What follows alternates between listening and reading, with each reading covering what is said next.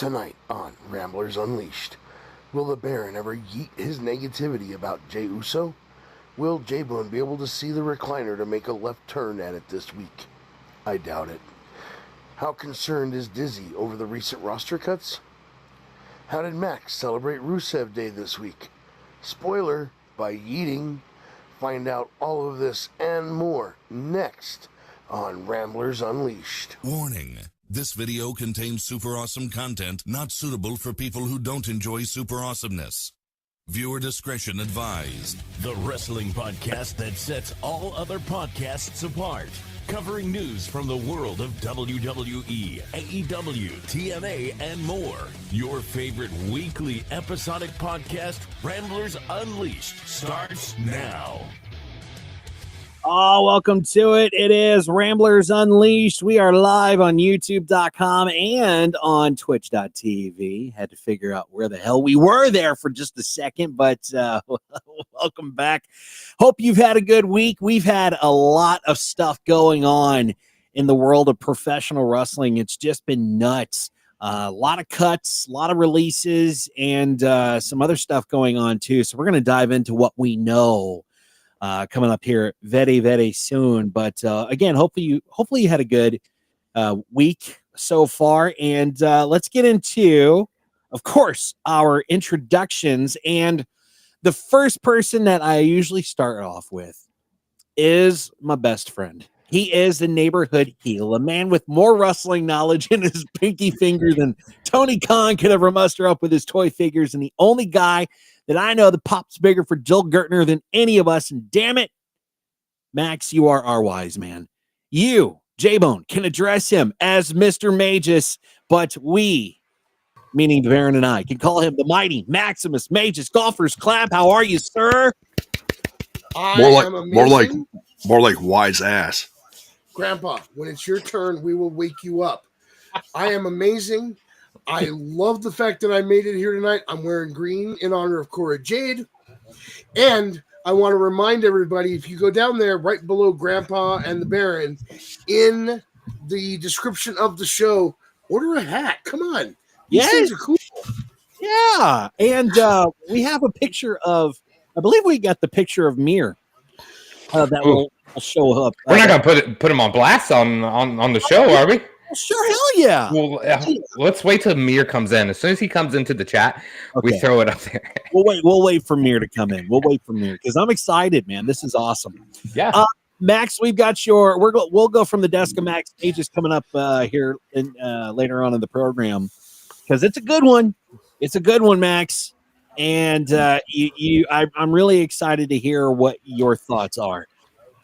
Next up, our high guy. He is higher than a kites flown by Tony Khan, our resident happy guy whose catchphrase is and will always be Baron Please. $9.99. There you go. Ladies and gentlemen, golfers clap for the one, the only Baron. How are you, sir? Good, man. It's good to be here on another lovely Tuesday night. Absolutely. Got the four members back. Glad to see J-Bone back. Yeah, man. Yeah, love Tuesdays. We have a good time rambling. He finally made that left turn at the recliner. Yeah, right. Mrs. J-Bone must have guided him. Maybe with the chair that we got her. I don't know. Maybe. Oh. No, see, I tripped over it while I was sick like 5 times, and then so she finally just threw it over the porch. So Got tired of it. that's what happens when you get those those nasty COVID fevers. You're delirious and you don't know what you're doing half the time. The problem was that after she tossed it over the porch, J-Bone didn't see that it was gone and went to sit down. And, well, I wish we got that on video. Right. Yeah, Mrs. J-Bone. Anything that this man does, you need to record it and send it to me so we can put it up. It's kind of like that scene in what the hell's that money with Tom Hanks, and they're trying to fix up the house, and he ends up falling. Money pit. Yeah, he goes through the floor in the carpet, and he's stuck, and he's like, I don't think I've ever seen that. Oh, it's a classic. Like 80s? Oh, it's 80s and 80s it's classic. Shelley Duvall. Shelley Duvall. No, Thank no. you, Shelley Duvall. Yeah. Is that Shelley Duvall? Maybe if I'd seen the cover of it, I wouldn't. Maybe I would know. I'll look Oh, at he that. owns it. From Cheers. He's got it. He's like, it's right here in my rotation. I thought it was. Diane from Cheers, right? It is. Yeah, but her name's not Shelley Duvall. Shelley Long. Shelley Long. That's Yeah, it. yeah. Oh, okay. I had to see the cover of it. Yes. Yeah. God, the There money. you go. What is the 3? What is? This What's is it? 3 of the best Tom Hanks movies. If you've not watched them, you should. We got Money Pit, The Burbs, and Dragnet with Dan Aykroyd. Oh wow. I don't know if I've actually seen. I know I've seen Money Pit now that I've seen the cover of it. But the by last way, one, I don't know if I've ever seen that. That What is it City called? of Crime Wait, rap from Dragnet. last one? is dope. Yeah, that was on that list. Dragnet? Dragnet was great. Yeah, I've never seen Dragnet with Tom Hanks. Yeah. Oh, You guys are making me feel. I'll look it up. I'm gonna look it up. I will watch it. I promise. I'll watch it. What's the third one on there, Max? The Burbs. Yeah, The Burbs is a good That's one. actually one that I have not seen. I've seen that one. Yeah. You know what? You know what my favorite Tom Hanks movie is besides I think Big is Splash. That is an underrated fucking movie, man. I thought you were going to say Joe versus a volcano. Okay, no. I would like to refine what I said a moment ago. These 3 are number 2, 3, and 4 as far as my personal picks for his best movies. The best movie he ever did is called Big, as my best friend pointed out. There's another movie that's really bizarre. Check it out. It's called Mazes and Monsters. Oh yeah, Oh. Amanda Turner and Hooch. That was such a good movie. Oh my God, Turner and Hooch is great. And no, I didn't forget about Splash. I sure as hell didn't forget about Splash. Yeah, Turner and Hooch. I have to keep looking at these covers to see what it is, and I know right off the rip what we're talking about. I mean, like obviously my favorite's got to be like Forrest Gump, man. Like that's that was a classic movie. One of the best movies made. One of my favorite things in Turner and Hooch is Save It Right, Ryan. Is not your room. This, not your room. This, not your room. This is your room.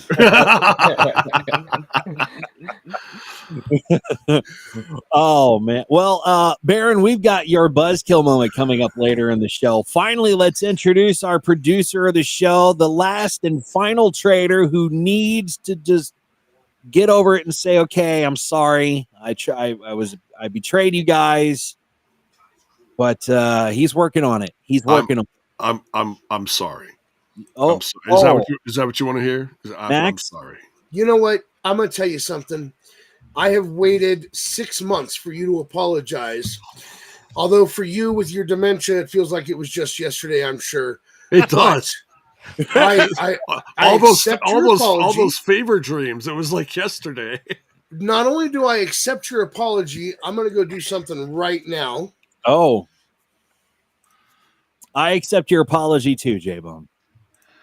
It's appreciated. You guys taking advantage of while he's coming down on the meds and getting an apology out of him. I mean, J-Bone, I know you don't mean that.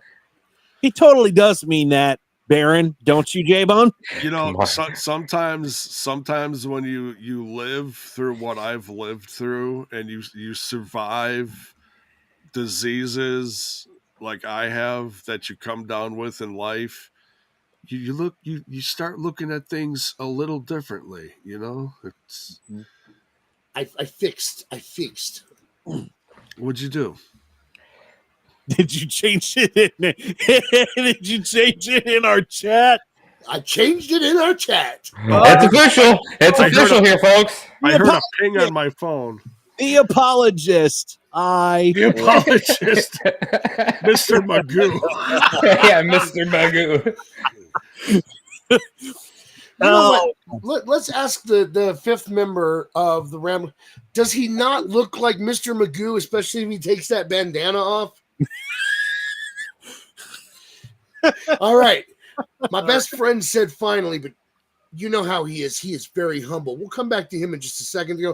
Ladies and gentlemen, the 5th member of Ramblers Unleashed is every single one of you. Without you guys, we'd just be sitting here talking to each other and yelling so Grandpa can hear us. And that brings me to, ladies and gentlemen, the man of the hour, the man without whom we would be Ramblers, the man who puts all the stories together, the man with the golden voice. Ladies and gentlemen, my best friend, put your hands together for Dizzy. Well, thank you. Thank you the very man who guides us through the wilderness. Yeah, with a machete. And we still lost you in the wilderness because you couldn't hear him or see him. We lost you. We didn't know where you went, man. We made the left turn and he went the other way. I think I was in the closet for like at least 2.5 days. I didn't know where to. You don't want to be there, buddy. I'm glad you came out. No, I don't mean like that. I'm just saying, I was like, you get those fevers and you're walking around delirious in the sweats and you don't know what the hell you're doing. And, I'm sorry. He set himself up for it. I had to. Oh, my wife says the fever has nothing to do with it. Mrs. J-Bone is correct. Oh, God. J-Bone. By the way, thank you, Mrs. J-Bone. Thank you, Mrs. J-Bone. We've got... Did you get a round of applause for J-Bone? Yeah, absolutely. J-Bone. Yeah, we didn't give golfers clap earlier for him. Finish up his intro. Because without his missus, he wouldn't be here today. So, ladies and gentlemen, with the latest TNA reviews on YouTube over any other podcast with total nonstop impact, he is the great and infamous wrestling prospect J-Bone, your nonstop analysis coming up here. And freaking Punk, I don't know why you're booing me, dude. I don't know why. Boo that man. Yeah, we like to call J-Bone in the chat Grandpa. Great. It's been a busy week in professional wrestling, and there's been a lot of releases. There's been a lot of releases so far, and here's a complete list that we know of. And I hope I'm pronouncing his first name right. Akam or Cam? Akam. Thank you. I didn't even know who he was. I've never seen him. One half of the Authors of Pain. Managed by Paul Illering.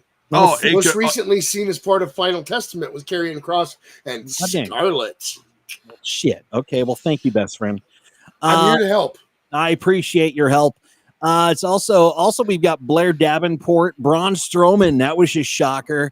Carmella, Cedric Alexander, Cora Jade, Dakota Kai, Duke Hudson, Eddie Thorpe, Elektra Lopez, Gigi Dolan, Giovanni Vinci, Isla Dawn, Jakara Jackson, Javier Bernal, Joe Coffey, Carl Anderson, I'm sorry, Katana Chance, Caden Carter, Luke Gallows, Mark Coffey, Oro Mensa, Paul Ellering, Razor, Riley Osborne, Shayna Baszler, Sonya Deville, and Wolfgang. So the question of the day is, are you shocked at the amount of the releases or by any of the names? Because the one that I think shocked me, and it really shouldn't have, is honestly, it's Braun Strowman, guys. Max, were you shocked by any one of these? I was.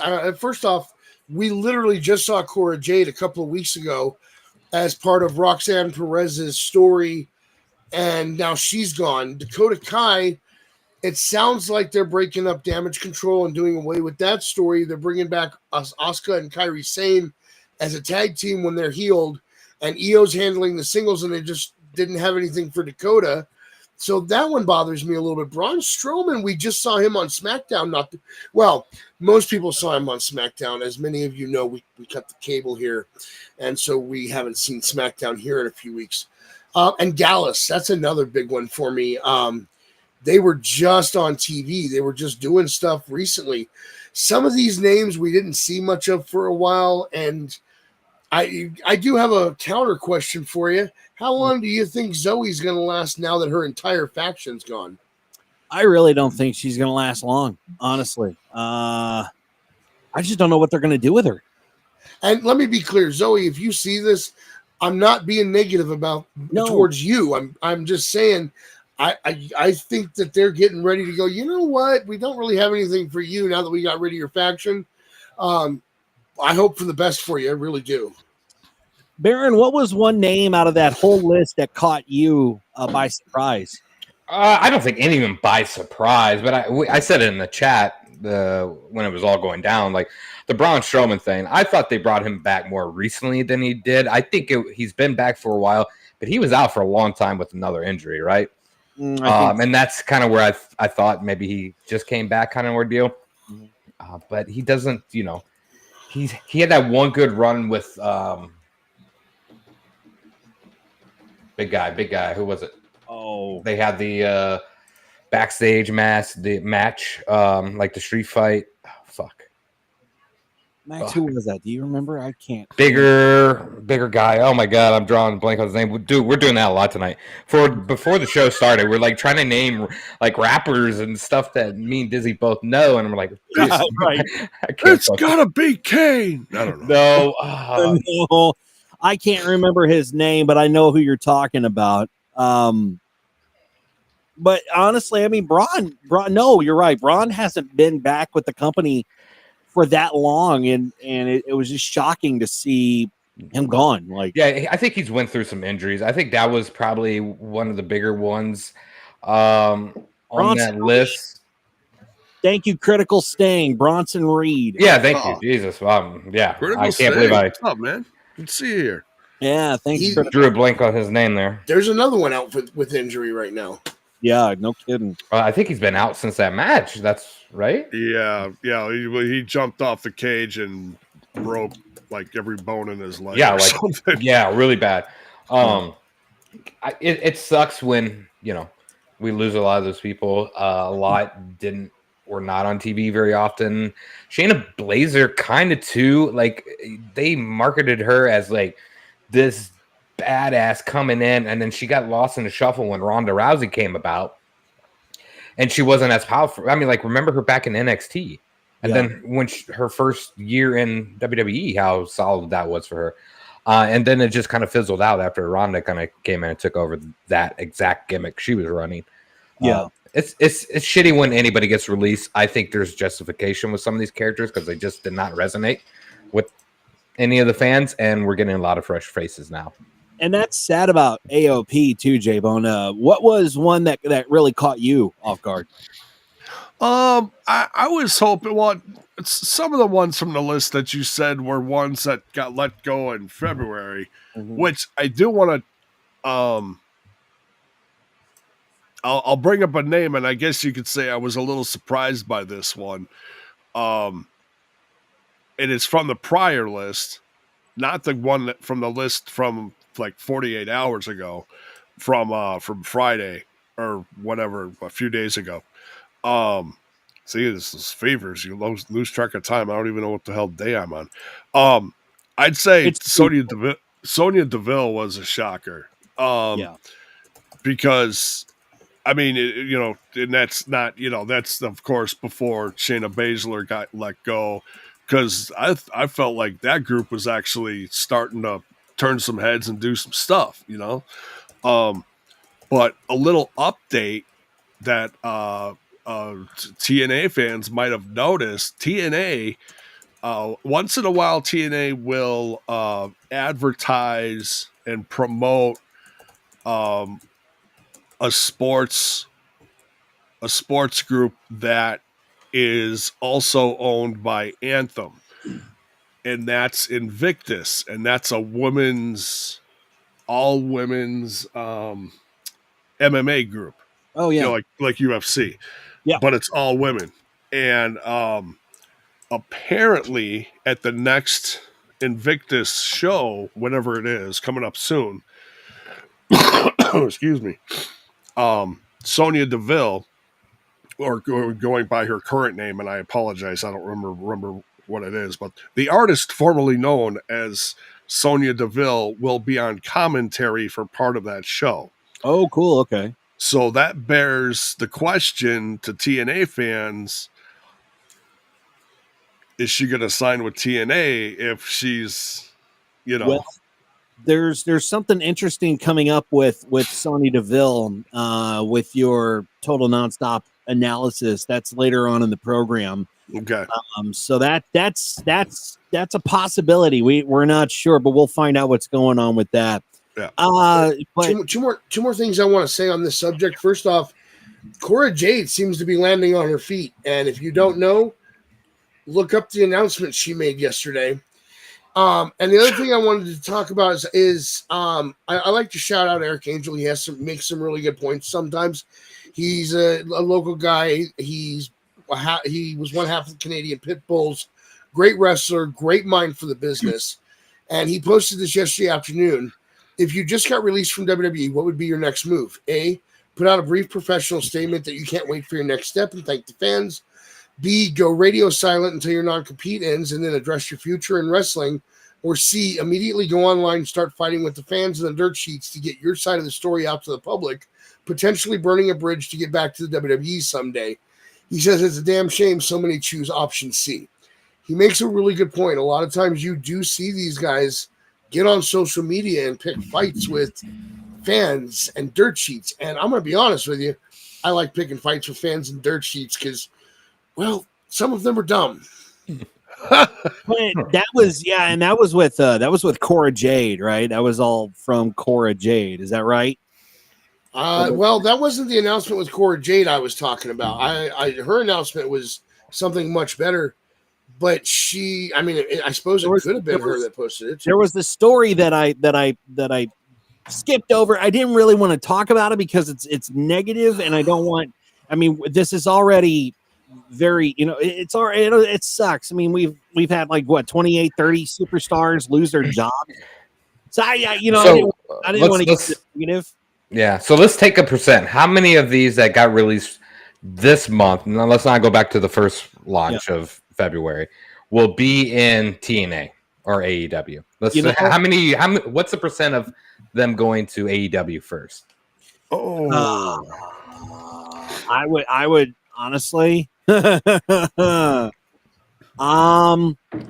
say a few of the ladies. I think they're going to completely revamp their women's division. Yeah, I think I would be okay with saying maybe 30%. I would say 0%. Really? I would say nobody on that release. But honestly, I would love them to, but they're not. None of these characters outside of Braun Strowman, I could help really elevate anything over there. I think the women's division is just fucked. I don't think there's much chance of anything picking steam up over there. I think a lot of these will go to TNA. I think like Blazer. I think her going over there would be great. What is the room for him in TNA though? That's the absolutely. I think they need a women's division more so than AEW, and I think they're willing to pull the ticket on these women for that show. They lost Jordan Grace, and that was a big loss for them. They lost quite a few over the last few years. They lost Taya Valkyrie. They lost Deanna Prazo. Several over the last year to 2 years. So they really need to. I mean, they're in the process of that. I think we're going to hit that in a little news segment later. So it's happening. It's just slow. There are three that I think are possible. One of them is way less likely. She Who Shall Not Be Named tweeted out a picture that was hold on, because I pulled it up in the chat. It's her in the middle, and on her left it's Shayna and Shotzi, and on her right it's a photoshopped image of Dakota Kai and Toni Storm. So I'm thinking that Shotzi, Shayna, and Dakota are possibilities, but I think Dakota is probably the least likely of the three to even consider that. And based on Shotzi's response, she might be the most likely. Okay. Yeah, Shotzi's another one that's going to be gone. Is they didn't let her go; they're just not renewing her contract, from what I heard. Right. Well, I mean, as the releases are out and they are public, a group of recently released superstars, though, are finally free to wrestle anywhere else this month, and their 90-day non-compete clauses have officially expired. And these names were part of WWE's first round of talent cuts for this year. and that did, like J-Bone just said, take place back in February. Now available for bookings are Cedric Alexander, Carl Anderson, Luke Gallows, Isla Dawn, Sonya Deville, Blair Davenport, Giovanni Vinci, Elektra Lopez, and the Authors of Pain. Some aren't wasting any time. Gallows and Anderson are set to work in this Saturday's Maple Leaf Pro event in Canada and are heavily teased for a return to New Japan Pro Wrestling this Friday in California, which will be nice, a little homecoming for them. This fresh wave of availability comes just as the company, WWE, completed a second round of roster cuts this month. Those additional releases include several NXT names who will be eligible to return to the ring sooner due to different contract terms. Main roster talent like those cut in February are locked into 90-day non-compete clauses, an ironclad part of WWE's contract structure designed to slow down exits to rival companies. But NXT talent, however, they're typically only subject to 30-day clauses, and the difference is intentional and written directly into their contracts. But one of the names that's been floating around so far as cuts go is Shinsuke Nakamura. Now, I wanted to clear this up. He has not been released by the WWE. The confusion stemmed from the fact that he wasn't booked for WrestleMania 41 and that management didn't plan to renew his contract, saying that he moved on. But there's no official confirmation of this. So as far as we know, Shinsuke is still in the WWE. But as we all know, cuts are not anything new, and neither are non-compete clauses. But I'm glad for these guys to go pursue other opportunities. But with all these cuts, though, there have been some contract extensions, and that means Chelsea Green is not going anywhere. She's locked in with WWE for the long haul. And according to Fightful Select, a former women's tag champion, the first ever women's U.S. champion, too, has signed a brand new contract, multi-year deal with WWE. And Green's original contract, which she signed in late 2022, was set to expire sometime this year. But clearly, WWE isn't taking any chances when it comes to keeping her around. While the exact length of the new deal has not been disclosed, sources confirm that Green's contract has been extended well past the original expiration date, which good news. I mean, I think I've heard she's very pleasant backstage and in the locker room, too, which is something that WWE honestly looks for. And she's hilarious. Yeah, she's very funny, very witty. She's very talented. She's super and if you guys want to see a different side to her talent, her extended talents, go check out the match that she had in Lucha Underground with Penta, and it'll blow your mind. You're gonna be like, this is not the same woman. Yeah, it was. She kicked ass. Oh yeah, it's night and day. I've seen her outside, like her work outside of the WWE. I've seen her, and it is absolutely night and day. I kind of like it, honestly. She plays a great goofball, but I'd love to see her come back as something a little more sinister. Yeah, exactly. Let's go to the desk of Max Magus, and with all this news from the WWE, we learned during WrestleMania that they acquired AAA, but that deal hasn't really finalized yet. But the company is already locking in major names from the iconic Mexican promotion. And one name in particular has fans raising some eyebrows. And as we can already know, we possibly know who that is. I bet Max is smart enough to know who that is. But according to Super Lucha's editor-in-chief, Ernesto Ocamo, I believe I pronounced that name right, WWE has signed several standout stars from AAA as part of its expanding partnership. And the list includes names like Hio de Dr. Wagner, Hio del Vikingo, I believe I pronounced that right, La Parca, which is awesome, Lady Flamer, Lady Maravilla, and of all the names, Max, Alberto El Patron, formerly known as Alberto Del Rio in the WWE, easily the most controversial character and wrestler in person that they have in AAA right now.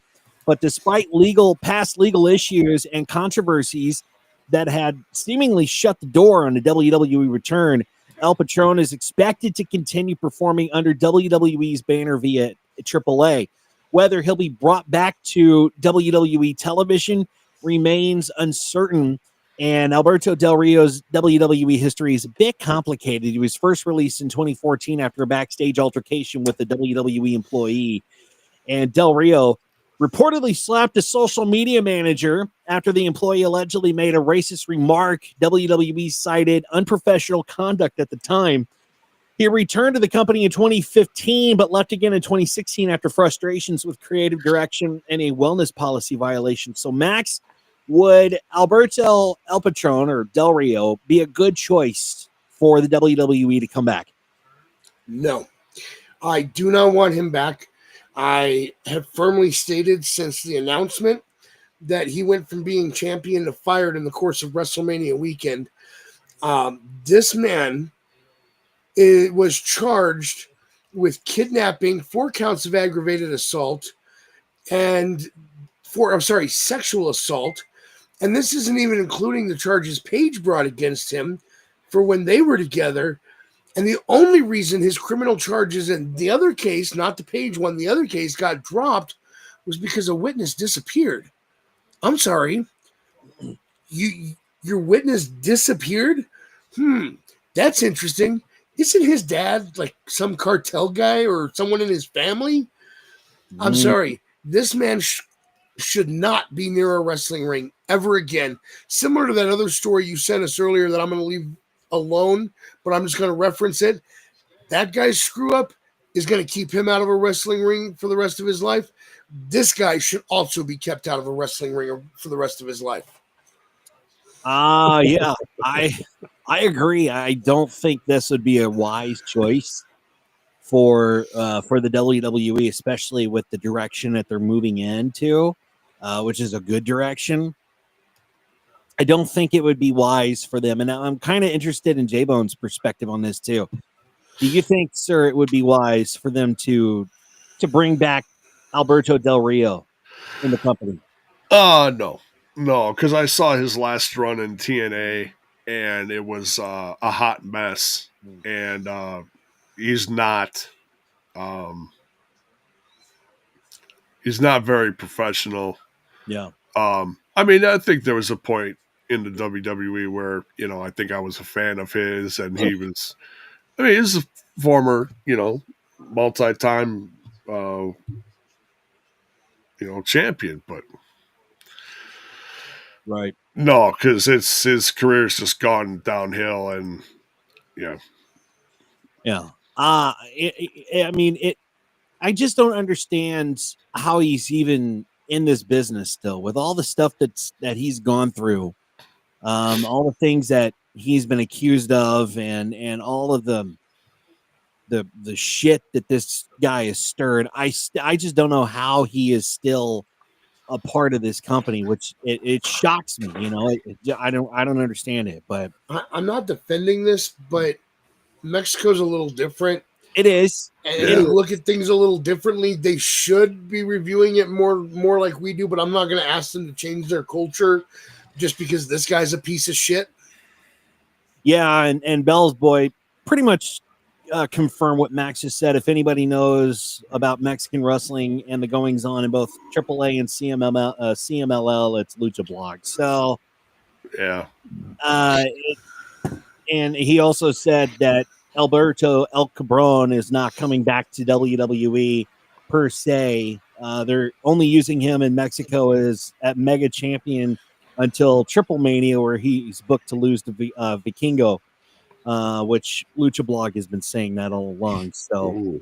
Yes, but is he going to be fired after that? Because I fully support future endeavoring this guy. Yeah, again. I'm totally there with you, Max. But you know what? There's some good news. And Baron, I'm glad you're back, because last week we talked about Liv Morgan taking a bit of a hiatus from WWE television. But Baron, there's good news, buddy. Liv Morgan might be away from WWE to shoot her first major film role, but you won't have to wait long for her return, because according to Fightful Select, Morgan's time off for Bad Lieutenant Tokyo will be brief. The WWE star is currently in Japan filming the thriller rather, and is expected to wrap up on May 16th with her return flight to the United States scheduled for May 17th. It's unclear exactly when she'll be back on TV for WWE. The report confirms she'll only miss a minimum one more episode of Raw rather, but the new update offers clarity after Brian Alvarez from Wrestling Observer Radio noted, quote, "The impression I got was she's out of here, and that's why they shot the angle on Monday," end quote. The angle aired on the April 29th episode of Raw, where Morgan and Adam Pearce, for the first time, he saw her. He said, "Hey, pursue the opportunity." Saw her off to pursue the opportunity, and her request was granted on screen, unlike Dominic Mysterio, who was denied a similar break. So, Baron, if you believe Dave, that's really good news for you, man. Have you read anything about this movie or IMDb'd it? I have. I'm just like, it's not like a blockbuster film or anything. They made it seem like she was going to do like this big blockbuster film. And yes, but Baron, we both know you're going to sit and watch it no matter what your opinion is. No. Okay. Wrestlers and movies. Like, I have tried to sit down and watch wrestlers and movies, and holy fuck, 90% of them are terrible. But it's but this isn't just any wrestler. This is Liv. Yes, yeah. Look, Where's Circle? Different story. Big picture, different story. I've watched The Tooth Fairy one too many times. Actually, one time, but one too many, obviously. But like, I don't know. Like some of their movies, like The Marine, dog shit. Couldn't stand it. Batista's probably the only one that's made a really good movie. And whoever recommended Suburban Commando to the Baron, that was just cruel. And you know what? The only movie like that I could really say that I enjoy as a wrestler, and I'm gonna hate saying this, but was the Hulk Hogan movie. Fucking No Holds Barred. Not No Holds Barred, man.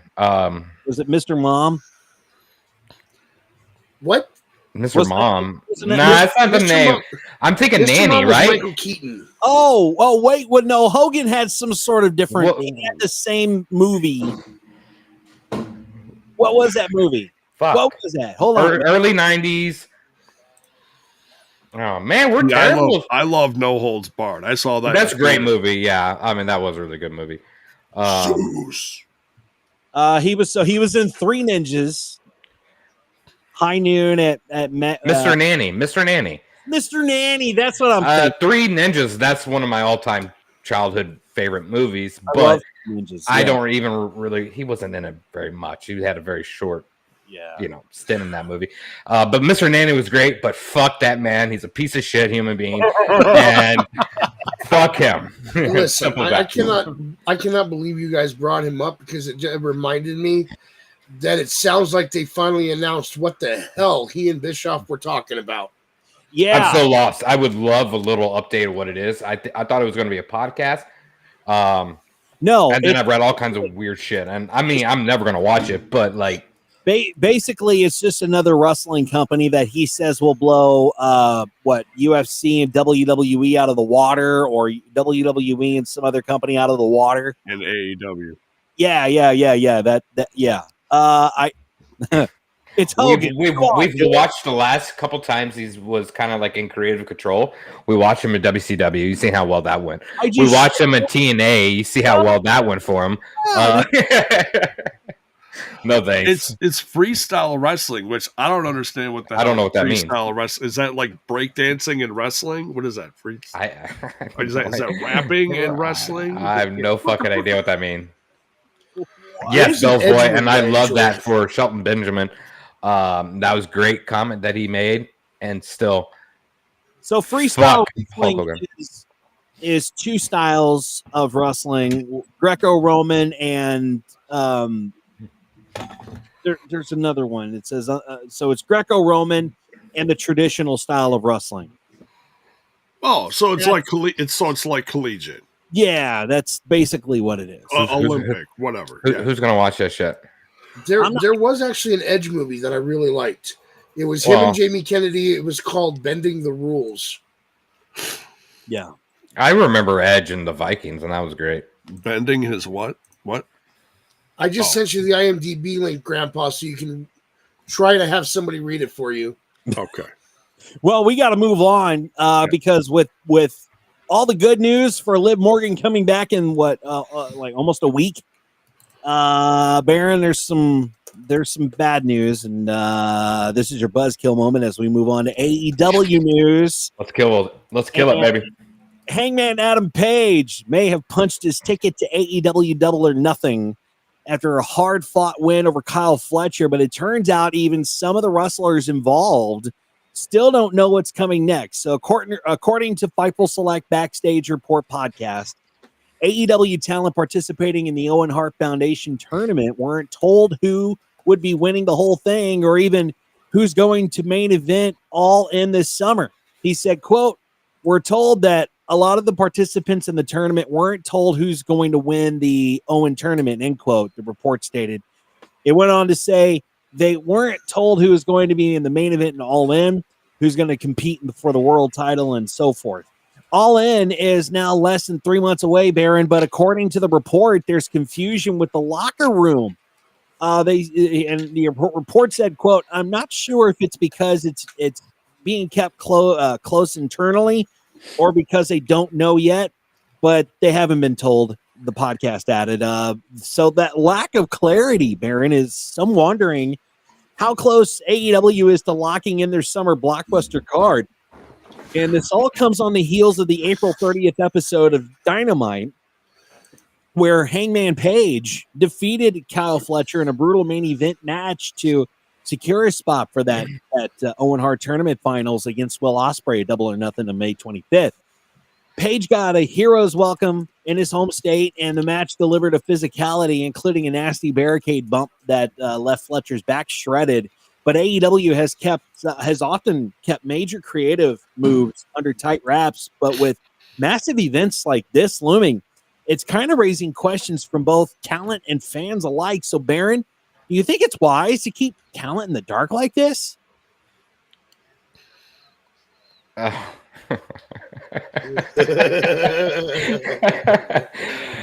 damn it, Dizzy.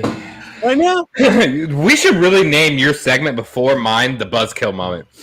Because you killed it. You know, you took my shine. You're now leading me down this path, ready for me to just unleash on this nonsense of AEW. I mean, like, it just in general, like, would anybody want to be left out of the dark in any type of work environment, right? Well, no, that brings terrible morale. It's terrible for your staff. It's not great. And I mean, like, this is what we've talked about for the last couple of years with this company, is these things happening. And I'm a closet AEW watcher. I watch it, fellas. I'm not going to tell you I enjoy it, because I do not. Bad booking. Terrible booking. We're having premiere matches on your normal shows, and then of course you're lackluster on who you're booking for a fucking title match or a match at a pay-per-view, because you're already doing these matches on a regular TV basis. So it doesn't make any sense to me with the booking and what they're doing. So yeah, I mean, I would be lost as a staff member on that roster as well. I mean, we're doing like premiere like matches that should be built out for months to be thrown on a paper PLE show instead of the main, 2 shows they have, right? They're so worried about these ratings that they have to put these blockbuster matches on these basic, their Dynamite shows, that then when it comes to PLE time, nothing makes sense. Well, yeah. Because he just had a big fucking match with these guys already on the main show, and you book it as a show that should be booked on a PLE. It just doesn't make sense. I'm just kind of curious, and Max, I'll let you get this here in just a minute, but it kind of makes me question, with everything that we're seeing on Dynamite, as far as, putting these big matches on there that should be a PLE match or a pay-per-view match, when we constantly talk about the ratings, we constantly talk about them dipped in the ratings, and the ratings are low, they suck. are they trying to do this to beef up the ratings? Because we've actually got some news that viewership for April 30th was pretty big, So Max, would it make sense for them to put these big matches on Dynamite to beef up the ratings? You need quality matches on Dynamite, but you don't want to put pay-per-view level matches on Dynamite. You want to save those for the pay-per-view. You don't want to give that away for free. Now, I get that if you are a Peacock subscriber, it's all for free when you go to watch the PLE.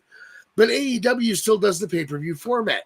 You're spending $60 to watch this huge event, and what do? They give you the match on Wednesday night instead. It doesn't make any sense. You want good quality story to build up to that match on your Wednesday night program to get your ratings up. But what do you do instead? You're like, you know what? We're just going to give it away for free. People will tune in if we do the finger poke of doom and tell them what Raw's doing. And there was two things I wanted to point out real quick. First off, Baron, you realize that the real reason he calls it the buzzkill moment is not because it kills your buzz. It's because he knows that your opinion is going to kill the buzz of anybody over here that's an AEW fan. And that's why it's the buzzkill moment. Now, here's the other thing I want to point out.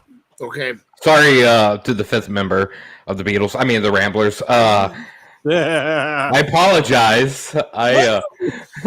Sorry. But still, facts are facts. As I just said, on your main shows, the not pay-per-view ones, the weeklies, you want to have a compelling story. When the Death Riders first started their thing, what did I tell you? If Tony Khan handles this right, this is going to be great for AEW. Now, if I had been booking it, I may have done the feud between Cope and the Death Riders, but I would have had it lead to Cope turning and joining the Death Riders along with FTR, because what you have is this great invasion thing going on. Moxley came out and said, this isn't your show anymore, it's our show. And even though he has been with AEW since the start, he was an outsider. He was a WWE guy that came over here and worked with them. Cesaro is a WWE guy that came over here and worked with them. Shafir, WWE. Pac, WWE. A little psychotic, but WWE. The only guy that in the Death Riders that was not WWE was Wheeler Yuta, and you can still count him as an outsider. And if you did it right, you get the ex-WWE guys to come join you, and then you have the guys like Kenny Omega, the Young Bucks. Orange Cassidy was a good choice. He's not your guy to stop this, but he was a good choice to go against them. Jericho should probably join the Death Riders. You want to make this a legitimate invasion where you force the top guys in AEW to step up and go, look, whoa, this is our thing. We built this. You guys helped, but we're AEW. You guys are from up north. You wanted this is what would have put asses in seats, is booking this right. But as usual, Tony snorted a line and wrote up what he thought was a good idea and totally mishandled the whole story. And that's what we're seeing with the Owen Hart tournament. Instead of letting his workers know, hey, guys, this is what the plan is for the tournament, he's going, I'll just pull it out of my ass when it's time. Ooh, I got a great idea. Yeah, I mean, to kind of go back to what Bell's boy was saying, like, I agree. Like, WWE is not the most fantastic booking. I mean, compared to what we're watching on AEW, yeah, they're leaps and bounds better. But like that 8-man tag match that they had on Dynamite this past week, that to me would have been like a good PLE. Should have been a PLE match. Yeah, and this is the type of shit I'm saying. Like, it doesn't make sense. That should have been led into a PLE. You don't throw it on your basic fucking TV show, right? Like, it just doesn't make any sense. The booking there's time for both. I mean, sometimes you gotta like throw big stuff on TV just for the sake of, hey, you got to give the audience a really good reason once in a while to stay tuned in. But yeah, I think a good chunk of the time is you save it for the PLEs. So, but yeah, and then like how many matches, women's title matches, do we have on Dynamite? I feel like Toni Storm is putting her title on the line every single fucking show. I could be wrong on that, but I feel like that. On the other hand, she who shall not be named was just handed 4 belts. Well, exactly. The booking doesn't make sense to me. And it sucks because they have such a good stacked fucking roster, man. We shouldn't have these problems we're having with it because they have a fantastic roster. Not only do they have a fantastic roster, but they have a fantastic writing team full of legends who know how to book. And I feel like they're being just constantly pushed off because Tony Khan wants to play with his figures and says, well, I got a better idea than you. That's why I've always said that Tony Khan needs to take a back seat in this and just be the money guy. Be the money guy, sign those deals, get who you want to bring in, and let the other guys take over control, take over creative. I'm not saying that he should bring in an expert.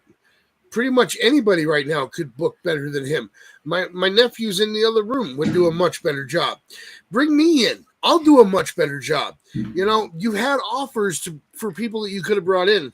There was rumors you were bringing in Shane. You should have done it. Let him book. You would have been much better than what you're putting on.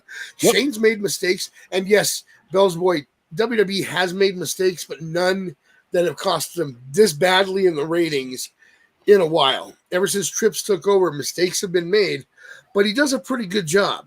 Tony Khan has just continued to make mistake after mistake. And listen, let me be clear about something, especially if Tony Khan, if you hear this, I'm not rooting for the downfall of your company.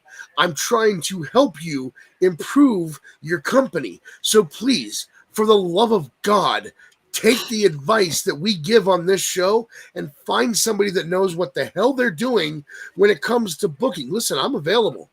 Hire this man. Hire this man. Hire my best friend. We will negotiate a fair rate, and I will come help you with the booking, and it'll make so much more sense than what you're doing right now. In fact, I'm going to tell you this. The one thing I will not change is Timeless Tony Storm. I think that gimmick is amazing, and I don't think you had a single thing to do with it. He's got gold with Tony Storm right now. She is just on fire with this whole gimmick. I love it. It's like the only good thing that they have going for them in AEW is Tony Storm. She's so goofy. It's creative. It's so good. It's compelling. Every time she's on the mic, she's compelling, and that's what you need, and that's the only thing that they have good going for them is Tony Storm, and I hope she's getting paid buku bucks because damn, she's earned it. She has fucking earned it. I do have to make a confession though. What's your confession, J-Bone? There was a certain action figure that went up for pre-order on AEW's website on their merch site. You bought the Tony Khan? No. He bought a kilo off their website. No, it's a female wrestler. It's an exclusive to their website, one of 3,000. You didn't. I couldn't help myself. I had to buy it. What is it then? It's Mercedes one. Kick him. Get him out of here. Kick him out of here. J-Bone, I am disappointed in you. No, bring J-Bone, bring him back. I didn't think he would do it. J-Bone, I apologize. I am disappointed in you. J-Bone, I'm so sorry. You need to turn around and sell that damn thing. I didn't even get it. I will sew it off when I get it in the mail. No, not to us. No. All right. Because as soon as you bring that thing on the camera, guess what's going to happen? Boom. Ain't going to happen. By the way, that was majorly disappointing. I changed his name again. Oh, no. What did you change it to? Let's see. The disappointment. Okay, let's move on. J-Bone, you're making it hard for me to be on Team J-Bone. Oh. Can we replace him with somebody else? Anybody in the chat would be better at this point. Isles, you want to come on, dude? I collect figs. What's the matter? We need Bell's Boy or someone on here. Jeez, that's bad, J-Bone. That's bad. You could out of all the other hold on. Out of all the other shit that you could have bought on AEW, went with the one who shall not be named. Because why? Because is it like an affront to Max? It's a great looking fig. And I look, just because we don't talk about her and you guys aren't always a fan of her, doesn't mean I have to follow in suit. I'm still Max, I if I were you, I'd take that as a slap in the face, man. I am. Look, there's a red mark right here. That hurt. That hurt. That hurt even me. Listen, I think I've made it clear that while I don't always support every wrestler in the business, and I obviously don't support the path that Khan has been on, there's really so far only a couple of names that I'm like, this person should not have any of our support, and laid out good reasons why, and she is one of them. For as hard as you work, J-Bone, and you waste your money on Mercedes Moné. It's a great looking fig. It's a great looking fig. I'm looking at it right now. It's not that great looking. Send me the link. I want to see this thing. I'm working on it. Give me just a second. You're probably looking at something from like 10 years ago. Nope. I'm looking at a pre-order limited edition, She Who Shall Not Be Named, I want to see AEW this. Exclusive, one of 3,000. We're going to pick this son of a bitch apart because this is just disappointing as hell, J-Bone. So I'm going to share the screen here. Okay. Look at that. This is a great looking thing. Look at the chat. Look at the jacket. Look at the clothing. Yeah, they ripped it off of fucking Ric Flair. Yes, they did. Thank you. No, that's what she wears. I know. Look at that. Look at that. The hair. Look at that. The things on the hands. Look at that. And it's how much is it? How much is this thing? $50. $50 fucking dollars. Do you know how much do you know how much money she just took from you, J-Bone? $50. She's probably getting about two. She's probably getting about $2 of that. No, because I mean, AEW has to get some of it anyway. But I'm just saying, in all, that's a cool figure, right? But I guess it'll look good on your mantle, J-Bone. Oh yeah, my God, I'm gonna put it right next to my my heel. You couldn't have got an All Elite Bebe shirt. You couldn't have got at least an Orange Cassidy shirt, a Sting shirt, for God's sake. Or Tony Khan kilo. It's on the website. You can buy a kilo of Coke on the website. Yeah, I hear it's under accessories. Yes, this is actually code for the kilo right here. This would have been worth the money. Well, they got bandanas. It must be a hidden feature because I'm not seeing it. I want this. What I just sent. Oh wait! Look at that though. It ships late summer. That's wild. That they would put that out like that. They're just hiding. Huh? Or just I typed in search kilo. Hiding it.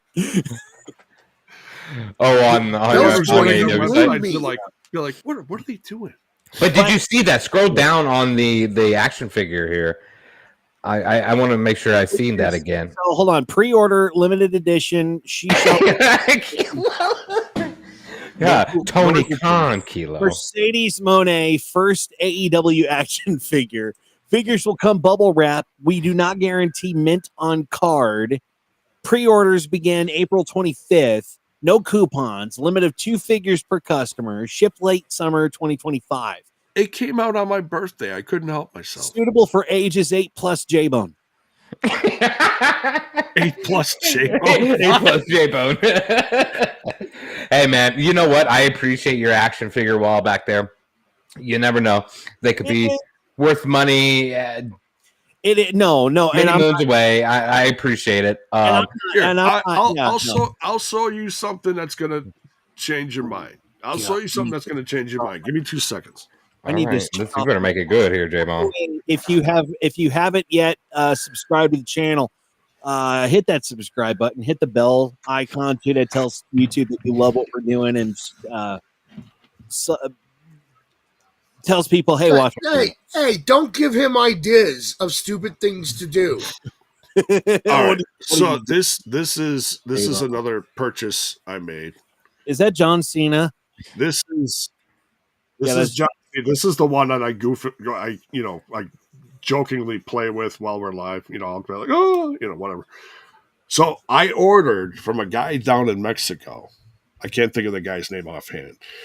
But John Cena? He makes close. He makes these shirts and these armbands and wristbands and headbands and stuff and sells them. The quality is unbelievable. And this is a shirt that he wore when he turned heel on Cody Rhodes. So I had to complete the outfit. So it's great stuff. I mean, that right there, that's a good buy. Really the other thing is not. Yeah, anything. Dude, you buying a rock would be better than buying a Mercedes Moné action figure that costs $50. Your wife has our permission to smack you. Let's move on because that just blows me away. Anyway, that should have been fucking J-Bone's buzzkill. No kidding. Moment. No shit. I'll make up for it later with my professional podcasting opinions. All right. Fair enough. No, I do not think you can make up for this tonight. We have more to cover. And that is the April 30th edition of Dynamite brought another compelling night of wrestling to TBS, delivering key storyline progression and tournament drama. Viewership saw a strong rebound following last week's dip as interest continues to build ahead of AEW Double or Nothing. So saith Uncle Dave. I know. He says that AEW drew 629,000 viewers on TBS, up from 521,000 viewers on April 23rd. And the key P18 to 49 demographic, the show earned a 0.16 rating, rising from last week's 0.14. Now, these numbers only reflect the TBS television broadcast, do not include the viewership for Max streaming platform, which remains unreported. Now, this episode saw MJF in a heated exchange with Bobby Lashley, which was really good, who told him that he has to hurt people to be in the Hurt Syndicate. And Hangman Adam Page, as we discussed earlier, beat Kyle Fletcher to book his spot in the Owen Hart tourney to square off against Will Ospreay at Double or Nothing. It's really funny that we can. I don't know where Dave's getting these numbers from, but I don't know. That's a 20. I mean, that is compared from April 30th to April 23rd. That is almost a 21% change in viewership for Dynamite. The numbers never influenced me my entire life. I just, if I like the product, I'm going to watch it. I try to watch it when I think about it. It just, AEW just hasn't been a priority. But I'll say this. They got some damn good talent on their show. And that Kyle Fletcher, even though he's part of the Don Callis family, no, I love Don Callis, but the Kyle Fletcher, man, what they're doing with him and really putting him up the ladder of success in the company, and against guys and I can't think of the other guy that's in the Don Callis family, the Japanese kid, Takeshita. Man, these guys are on fire. I mean, you want to talk about a reason to watch the show? It's guys like that and Will Ospreay.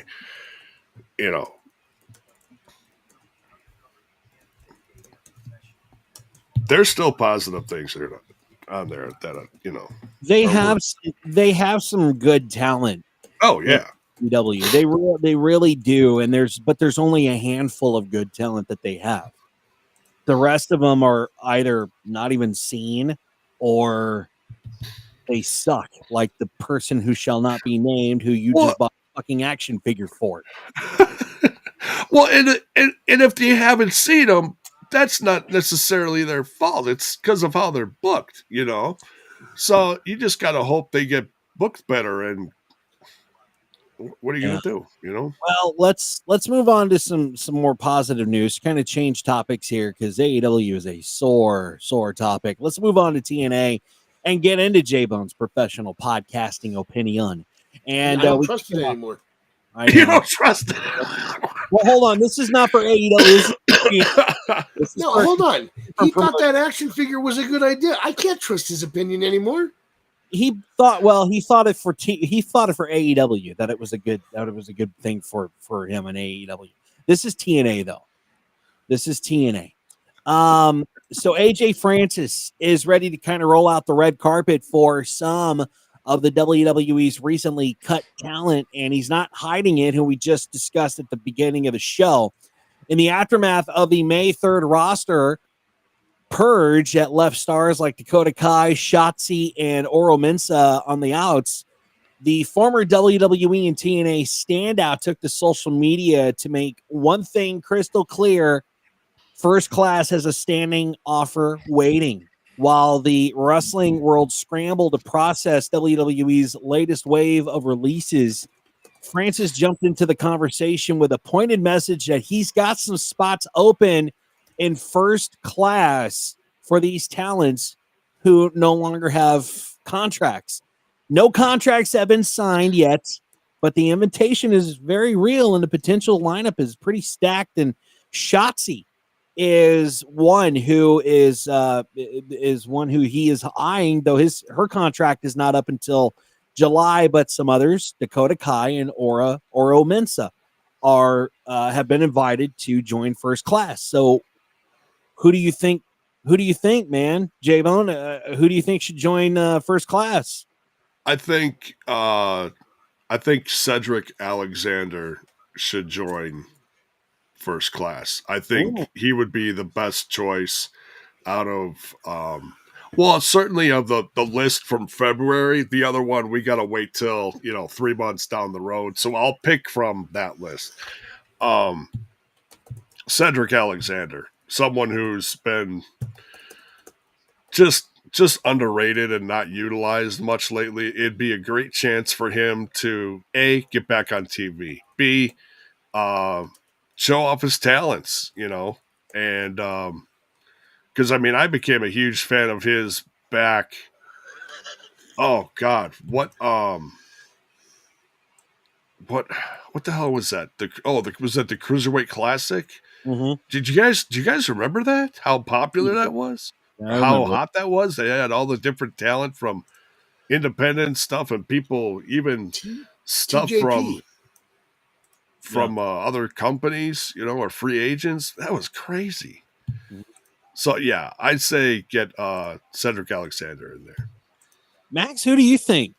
Who do you think should join? Should it be Dakota Kai, Shotzi, or Mensah? Anyone out of the cuts?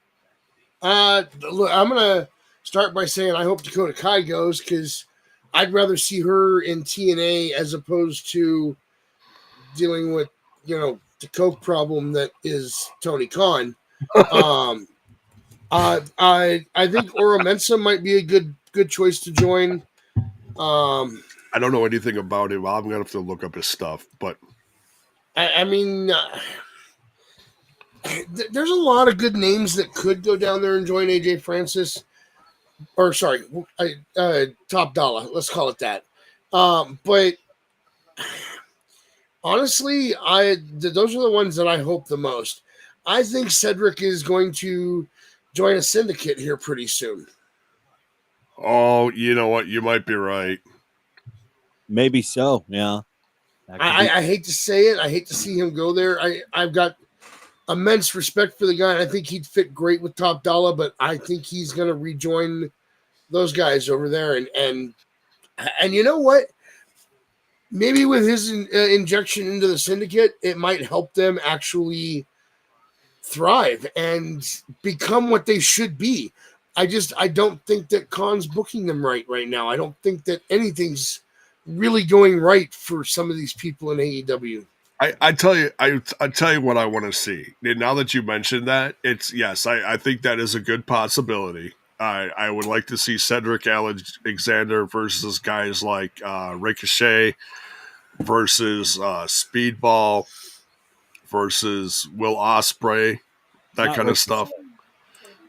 I think that'd be money right there.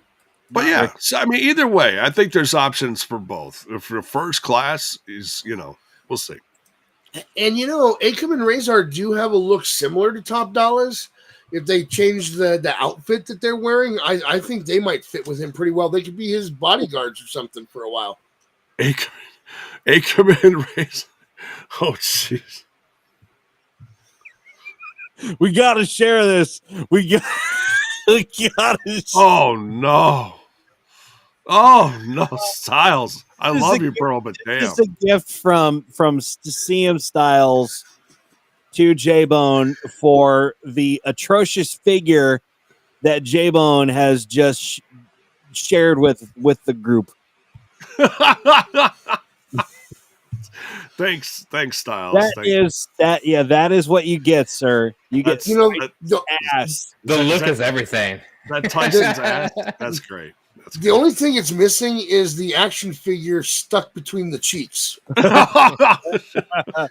Oh my. Let's move on because we got some more news from TNA, and there's another contract that has been signed to bring on another talent, and it's been stacking up. The company's been stacking up international talent behind the scenes, and we know now that Myla Grace wasn't just a one-off opponent for Harley Hudson. She's officially a part of the roster now. Sources have confirmed that Myla Grace has been under contract with TNA since last year, much like Harley Hudson, who finally made her debut at the May 1 tapings. Grace's journey to TNA television was delayed due to visa-related issues, but it really wasn't for lack of trying. So according to Fightful Select, Gail Kim once again played a key role in getting talent through the door. They said, quote, Gail had been pushing the company to bring her over for months, end quote. One source adding that Kim's backstage pull helped the signing a reality. So, J-Bone, that's good news, right? Oh, it's internet. It's a great to have international talent on your roster. B, it's two more. Was that two more knockouts? You said. Mm-hmm. And what are their names again? Because I saw the news the other day. I just don't remember their names. Well, Myla, for who? I'm sorry.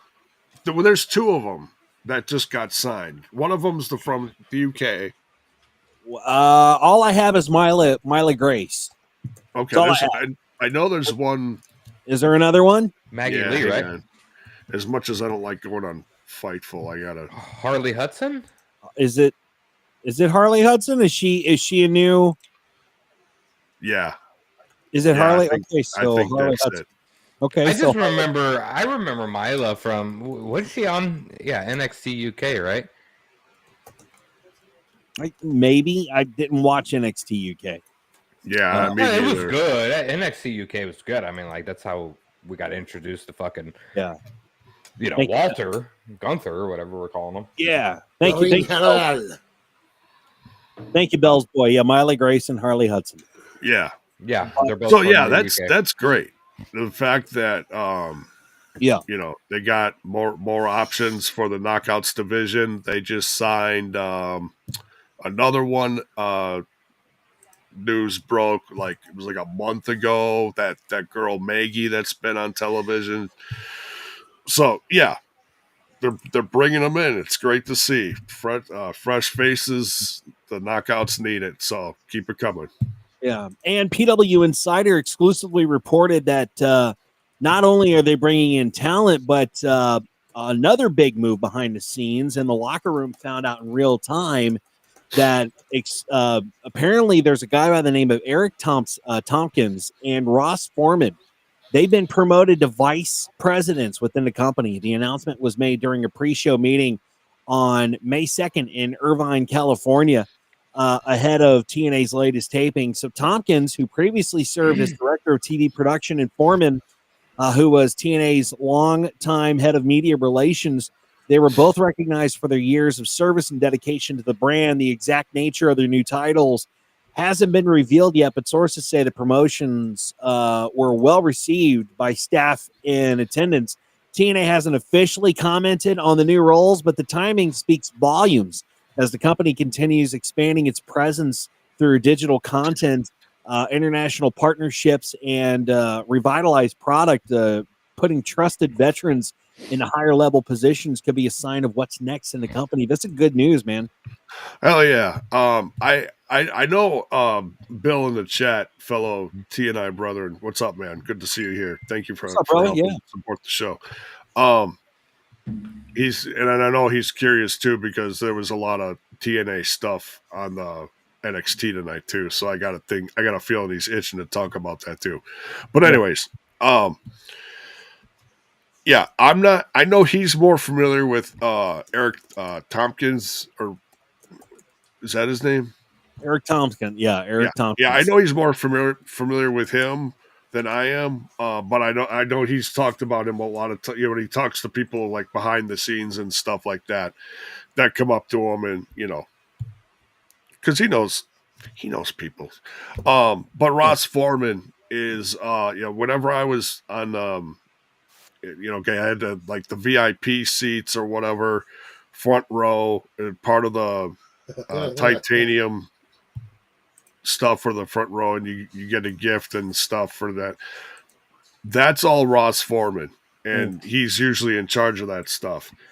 And oh, look at that! He bought a beer for me in Vegas. Look at that! That's awesome. See, it helps to know people. It does help people, right? But yeah, Ross Foreman, great guy. Broke bread with him. One of the hardest working guys in the company, and so congrats to both of them. Yeah, absolutely. And guys, we got a pretty big PLE coming up on Saturday, and that is Backlash live from Baron and myself's home city, St. Louis, Missouri, at the Enterprise Center, and it is time for us. Before we jump in, boys, I'm trying. I'm gonna go, whether it's last minute tickets, whatever it is. I'm gonna be there. I'm gonna be somewhat in the front row ish area. You're lucky, man. And I'm gonna have a sign. I'm gonna get the sign made up. I'm gonna have us tagged on that sign at Scumbag Jordan with 3. But I have to go, dude. I cannot keep missing these events in St. Louis, and this is a good card, man. This is going to be a hard one to miss if I do, and I'm going to be pissed. Aaron, if you are going to go, I want your predictions first. So let's start with you. Run it down. Lyra Valkyria, who's the champion, versus Becky Lynch in a singles match for the WWE Women's Intercontinental Championship. Baron, who do you got? Max, go ahead and mark this down. I'm going to go flawless this week for the PLEs. Don't you dare make that fucking face. I'm going Lyra wins because of Bailey interference on Becky Lynch. Dig it. I dig it. Let's move on to Dominic Mysterio versus Penta, singles match for the WWE Intercontinental Championship. This might be the one I get wrong.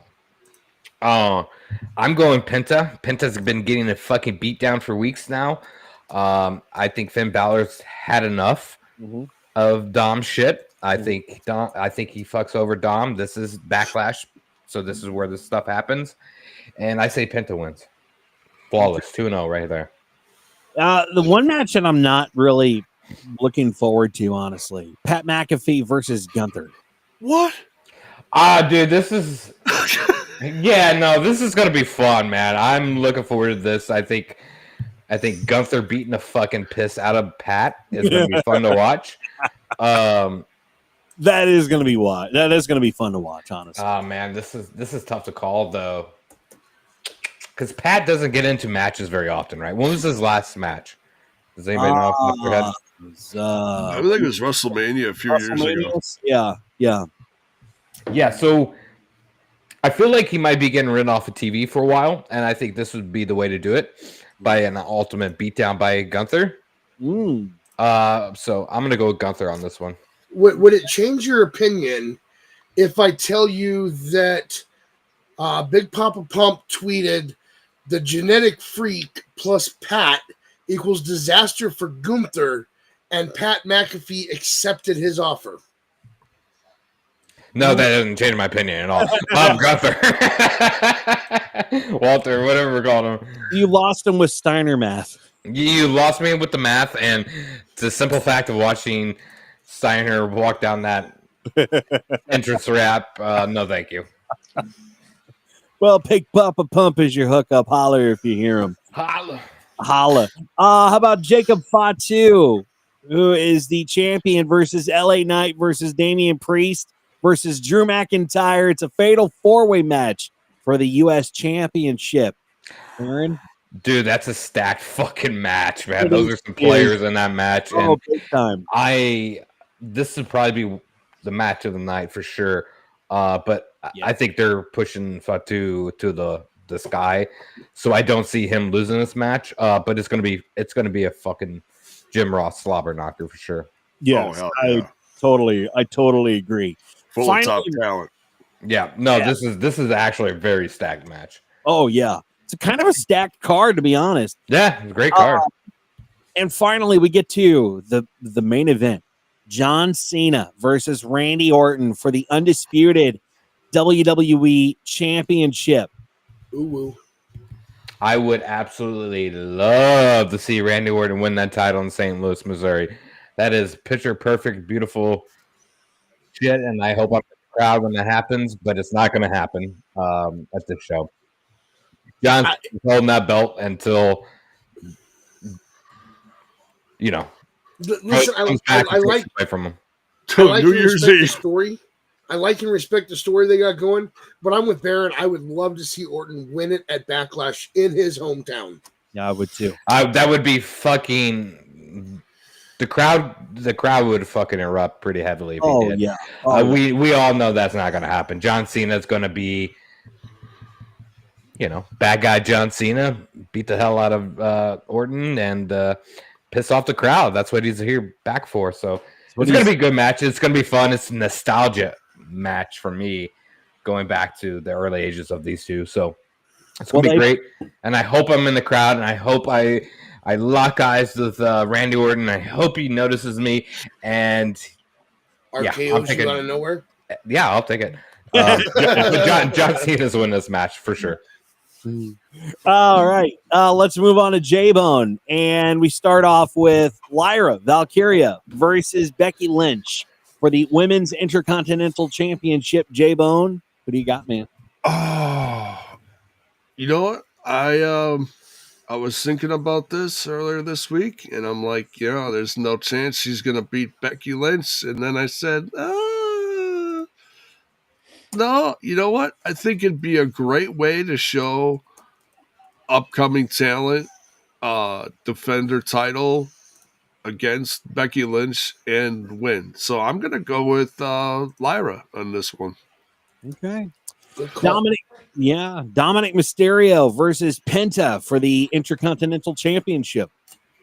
Yeah, as much as I love Penta, he'll have his time in the company, but Dominic Mysterio is going to at least hold on to that belt through the summer. Okay. Pat McAfee versus Gunther. Oh, the Steiner math says it for itself. You gotta read the Steiner math. You gotta know the Steiner math. I've been doing Steiner math for a good portion of my life, and it's gotten me out of trouble a lot of times, guys. I'm just saying. Pat McAfee's got this locked and loaded in the can. Okay. Jacob Fatu versus LA Knight versus Damian Priest versus Drew McIntyre. Fatal 4-way match for the U.S. Championship. J-Bone. Fatu all day. Yeah, it's gonna they're gonna have to reinforce the ring for this one just because you got LA Knight, you got Damian Priest, you got the big man Drew McIntyre, and but Fatu is gonna what is it? All gas, shove it up your what is it? All gas, no brakes, shove it up your ass. What is it? Something like that. Something like that. I don't He's know. winning. And then finally, old man John Cena versus Randy Orton for the undisputed WWE Championship. Ooh. Old man John Cena's going to win this one.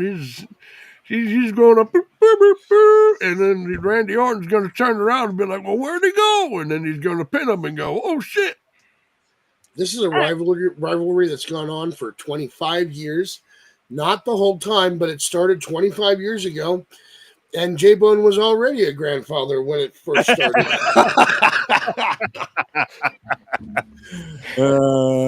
Well, best friend, I'm glad you spoke up because guess what? It's your turn for predictions, and we I was screaming at people out the window in 2003 when John Cena. Old man, stop. Stop. It's Max's turn now. Get off my lawn. Stop. Shut up. Right. Lyra Valkyria, who's the champion, versus Becky Lynch for the WWE Women's Intercontinental Championship. Who do you got? I haven't seen this much Irish on Irish violence since the Great Potato Famine. Unlike some of the people around here, I do like Becky Lynch a lot, but I do not see her dropping the belt or winning the belt this weekend. Maybe it's going to happen down the road, but it's not happening this weekend. Lyra's retaining. They've got a lot of faith in Lyra right now. Yeah, I agree with that. Bell's boy, I love it. Yelling at clouds. Okay, Bell's boy, I am considering that a special request, and I will make that picture later. I love it. Dominic Mysterio versus Penta for the Intercontinental Championship. That's going to be the next T-shirt in the shop. Listen, Baron, I love you, man. But you're wrong on this. The only way Penta gets the win is if it's via disqualification. Dom is retaining this weekend. I see him possibly losing it at SummerSlam or something, but not at Backlash in St. Louis. It's Dom for the win on this. Yeah. Just since you mentioned my name, I'm going to chime in. I didn't say anything about title switches. But I do believe Penta has to win. He's been getting his ass beat for the last 3-4 weeks. Right. Oh, so you're saying he would win by DQ and not get the title? And that's my opinion. That's the only way Penta wins, and I think that's what Baron's saying is he's going to win via DQ. Yeah. But the thing is, I don't see Finn turning this weekend because while he had that weird outburst before agreeing to take care of AJ Styles for Dom, he is taking care of AJ Styles Monday night. And if he was turning on Dom at Backlash, I don't think he would have gone and booked that match. Yeah, no, I agree. But I thought about that too when I was thinking about it because this is another build up to Backlash. What if Finn gets his ass beat by AJ Styles? No. The Finn AJ match is next Monday after Backlash. Oh, that's right. Yeah. I was thinking there was another Monday. Don't. I'm actually the one in the clouds. Okay. No, don't worry. I'm just trying to help out. I promise. I'm the real one in the clouds, but you're right. Yeah, that's the following Monday. So I guess that wouldn't make sense unless I didn't know because I really thought about it. Finn turning on Dom this week, but maybe that would be more of a summer thing. That's good. Yeah, I hadn't thought about that either. It's gonna happen, but it's gonna happen. That's why and it's gonna be sooner rather than later. Yeah. So then, where does Roxy Perez fit into this? Because we saw them talk. You shared that picture with us, and I was like, "Ooh, that's interesting." My personal opinion: Finn thinks that this is going to go where Dom gets the boot from Judgment Day, and Roxanne joins Judgment Day. Because if if Dom goes, Liv and Raquel obviously have to go, right? I think that's the thought process in Finn's head. I think it goes the other way. I think that their feud leads to Finn being removed from Judgment Day. So maybe Roxanne teams up with him to go against Judgment Day after that. But that's my opinion. I'm not speaking with any knowledge on this. No, I dig that. I can see that. How about Pat McAfee versus Gunther, Max?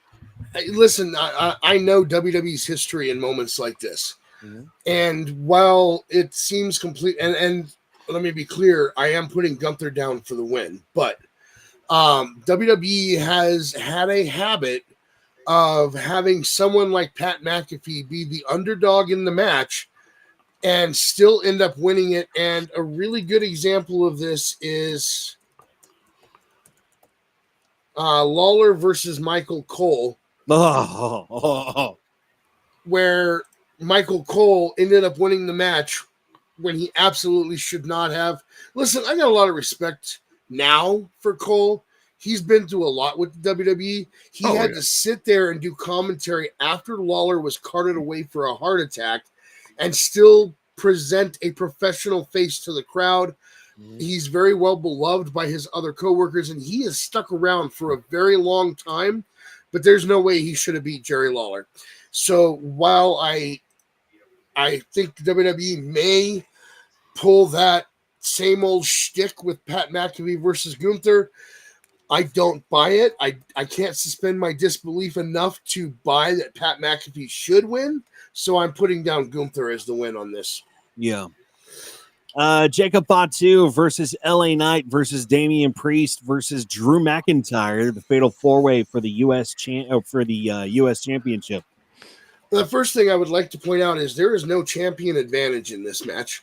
There is also, this is for my best friend, I'm trying to help out, no disqualifications because it's a fatal four-way. Thank you. I'm here to help. That being said, I'm pretty sure Drew loses this and then blames everybody, including Nick Aldis, that he doesn't have a title. And I think Fatu ends up retaining somehow. Okay. All right.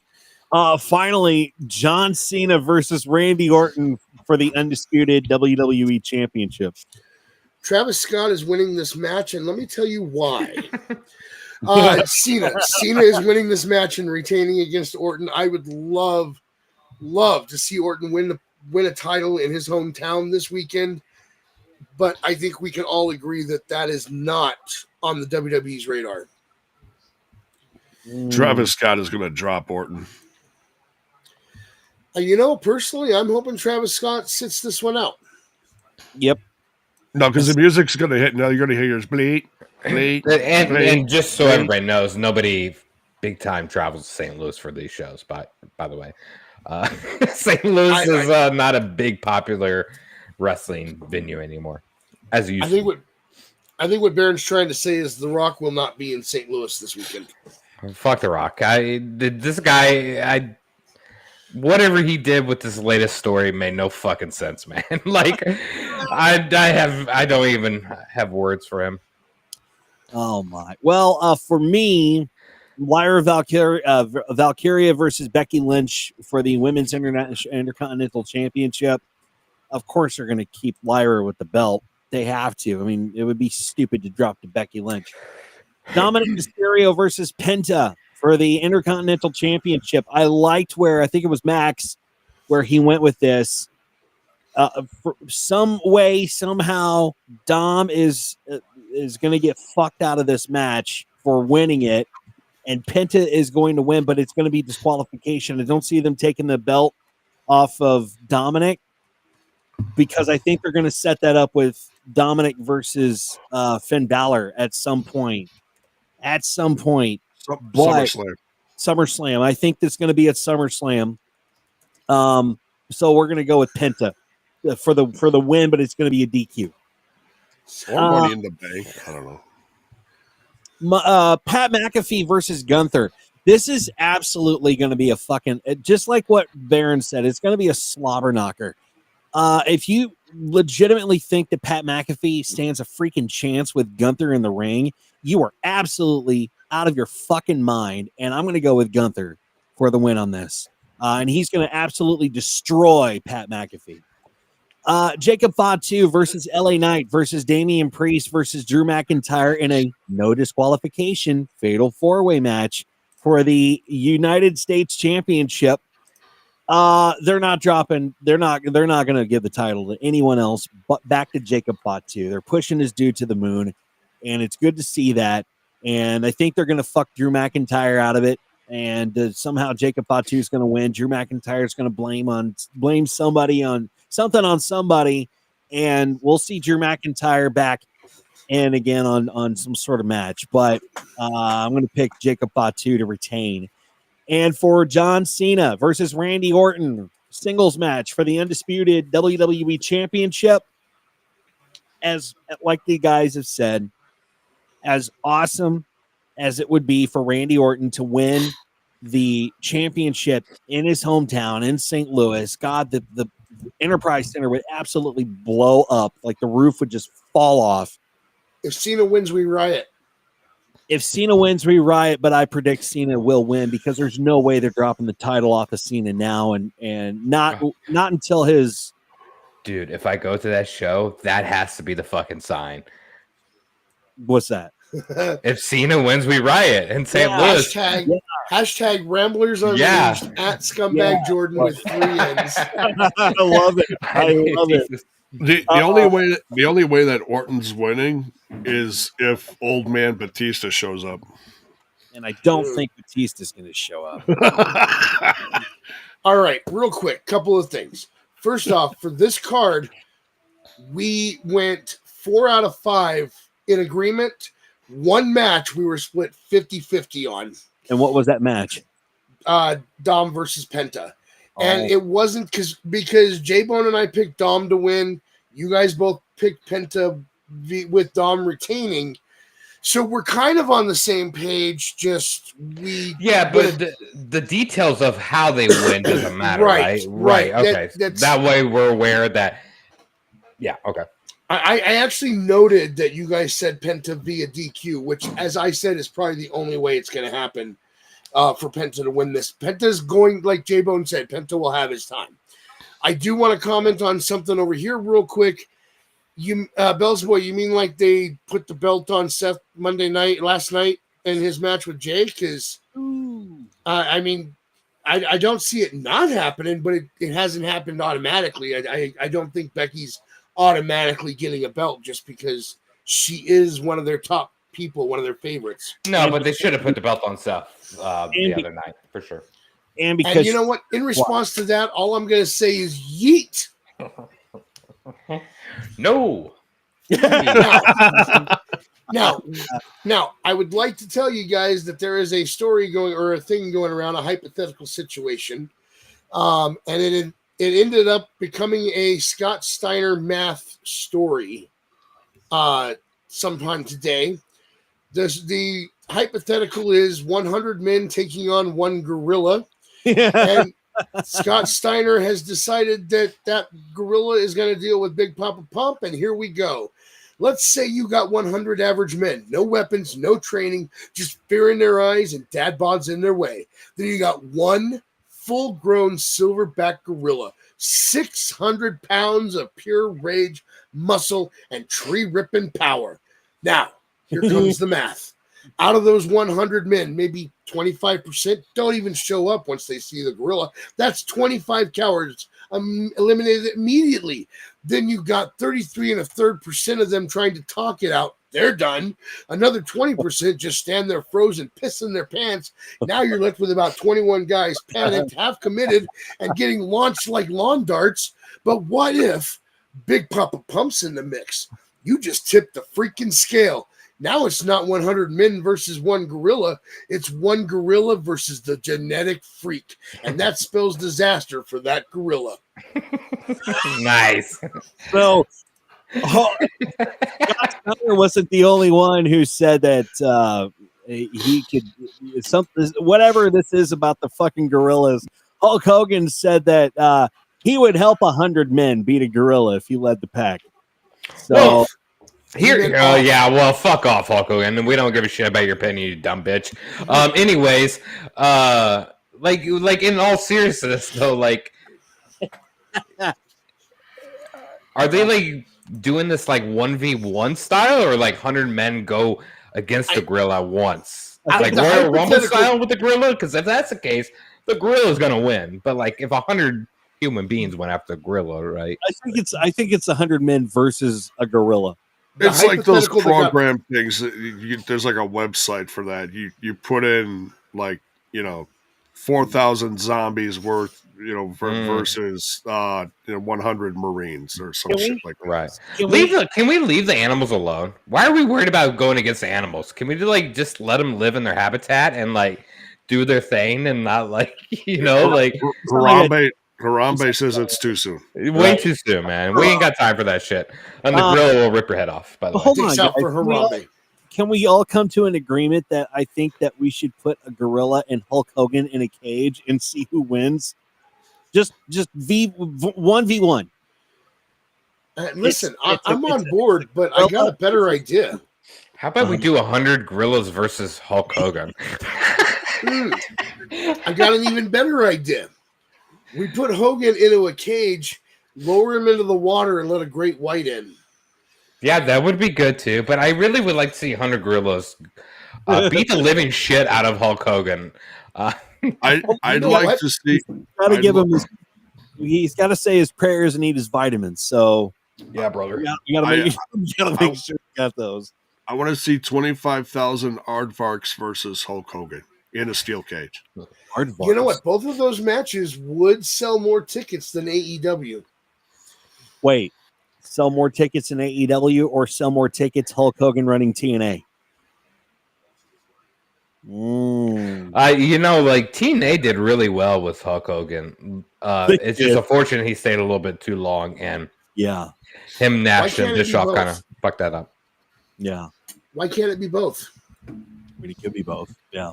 But that is the show for tonight, and I hope you enjoy Backlash this weekend. I'm looking forward to it, man. Really looking forward to it. Ramblers Unleashed. Get that merchandise. Click the link down below the description of this video and get yourself a hat, get yourself a t-shirt. I don't know where Mir was tonight. He did not show up. Should we go ahead and just show his picture or no? Should we wait for him to show? Show it. Yeah. All right, let's see if I can find this thing and see if I can get. I don't even know. Did you share it in the chat, J-Bone? I did. All right, let's see if I can go back up and find this thing. Because it's a ways up. It is a ways up. But in the meantime, Baron, how can they follow you on social media while I go look for this photo? Scumbag Jordan with 3 N's. Trace ends. Max Mages, how can they follow you, sir, on social media? You can find the main wrestling account at Max Mages. You can find the other podcast at Our Shots Podcast. You can listen to our podcast pretty much anywhere you find your podcast, or go to random-shots.net. And please, for the love of God, send all complaints to Active Styles or Deactivated Styles. It's one of those two. And honestly, if you haven't checked out Random Shots yet, you should. It's a cool, it's really just a neat podcast that is outside of wrestling. It's I don't know. Do you guys talk wrestling at all? I was going to say, don't get me wrong. We do talk wrestling. We have a segment on the show, and we were talking some wrestling outside of this, but we have a segment on the show called Rapid Real Shots, where we all have our categories. And one of the categories, Rowdy, who's the wrestler I talk about in this house all the time, one of his categories is wrestling. So he talks wrestling news in his Rapid Real Shots. Okay. Right. Well, go check it out. Randomshots. Yeah, thank you. I was going to share that, but thank you, J-Bone. There you go. And thank you, shirt.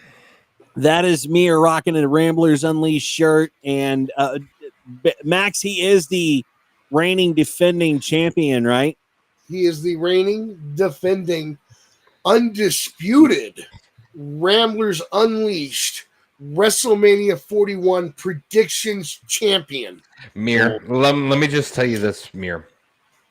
When we do our SummerSlam predictions, remember that T-shirt that you were wearing with such proud emotion there.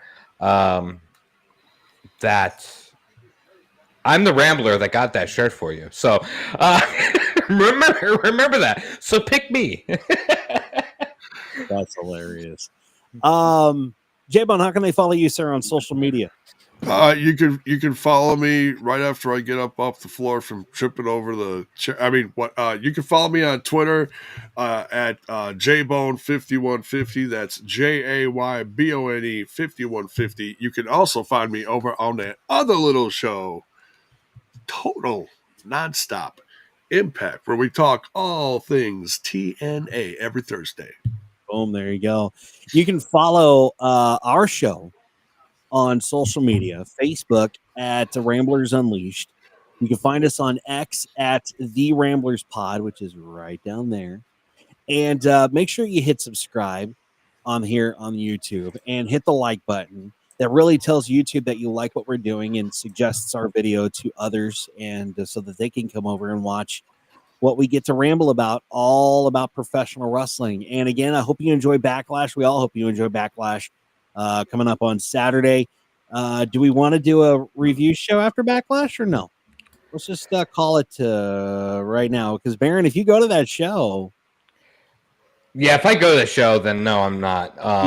But if I don't, I'm down, dude. I think we should always do a review show after these major pay-per-views if everybody can, right? Yeah, we'll discuss it. We'll discuss it off air. Make sure you stock the socials, because we will let you know if we're going to do a review show for Backlash, since it's on a Saturday, right? Yeah, it's Saturday. Yeah, Saturday. Because why not? But again, hope you enjoy Backlash. Stalk our socials to see if we're going to do a review show. And again, we hope you enjoy it. And thanks for tuning in tonight. And until next Tuesday, we will do it again. So please enjoy professional wrestling as you wish. And any promotion that you want to check out, man, just go watch professional wrestling, love professional wrestling.